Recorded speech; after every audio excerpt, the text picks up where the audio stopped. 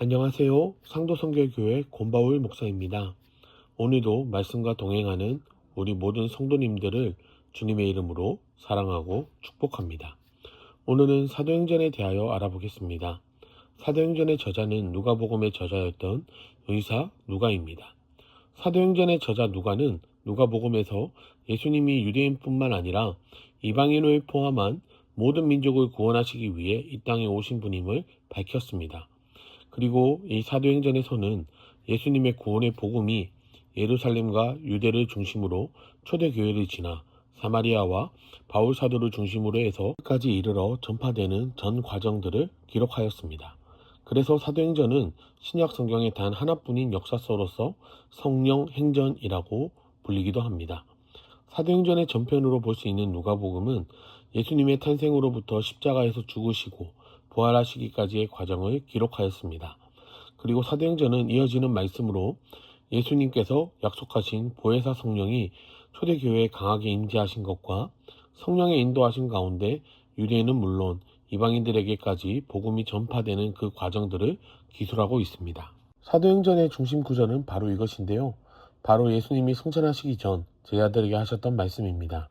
오직 성령이 너희에게 임하시면 너희가 권능을 받고 예루살렘과 온 유대와 사마리아와 땅끝까지 이르러 내 증인이 되리라. 사도행전 1장 8절의 말씀입니다. 이렇게 사도행전에서는 이 말씀을 중심으로 예루살렘과 유대 중심으로 초대교회의 성장을 기록하고 있습니다.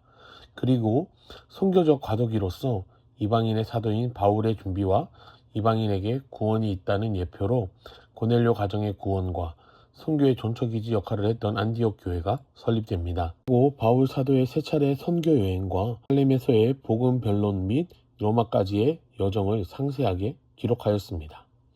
사도행전은 구조상 크게 네 부분으로 나눌 수 있습니다. 첫 번째로 유대인 중심의 선교입니다. 1장부터 7장까지 그 내용이 기록되어 있습니다. 예수님의 승천 후 마가의 다락방에 모여 기도하던 제자들과 무리들에게 성령님께서 강하게 임하셨습니다. 그리고 이 사건을 통해서 베드로 사도가 담대히 말씀을 전하였고 수많은 사람들이 회개하게 되었습니다.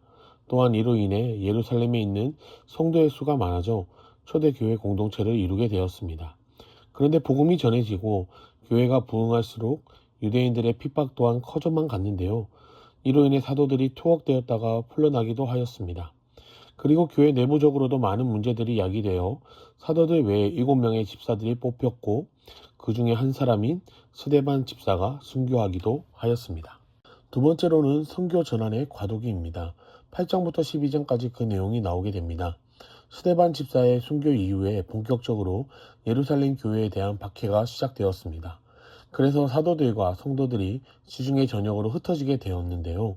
이때 빌립 집사는 사마리아 전도와 에티오피아 내시 전도를 하였고 베드로는 치유 이적과 소생 이적 사역을 하였고 하나님의 지시하심을 따라 고넬료 가정에 복음을 전하였습니다. 그러던 중에 성도들을 핍박하던 사울이 부활하신 예수님을 만나 개종하게 되는 사건이 일어나게 됩니다. 그리고 이 모든 와중에 알페오의 아들 야고보가 순교하였고 투옥되었던 베드로가 기적적으로 탈출하는 일도 있었습니다. 세 번째로는 이방인 중심의 선교에 대한 내용입니다. 13장부터 21장까지 그 내용이 나오게 됩니다. 바나바와 함께 안디옥 교회에 거하던 바울은 세 차례에 걸쳐서 전도 여행을 다녔습니다. 첫 번째 전도 여행은 바나바와 함께 그브로 섬과 밤빌리아와 갈라디아 지방을 다녔습니다. 그리고 예루살렘 공의회가 이방인들에게도 구원이 이르렀다고 결의한 이후에 두 번째, 세 번째 전도 여행으로 갈라디아 지방과 소아시아, 마게도냐, 아가야 지방에서 전도를 하였습니다. 마지막으로 바울의 변론과 로마 압송에 대한 내용입니다. 22장에서 28장까지 그 내용이 나오게 됩니다. 3차 선교 여행을 마치고 예루살렘으로 돌아온 바울은 그곳에서 체포되었는데요.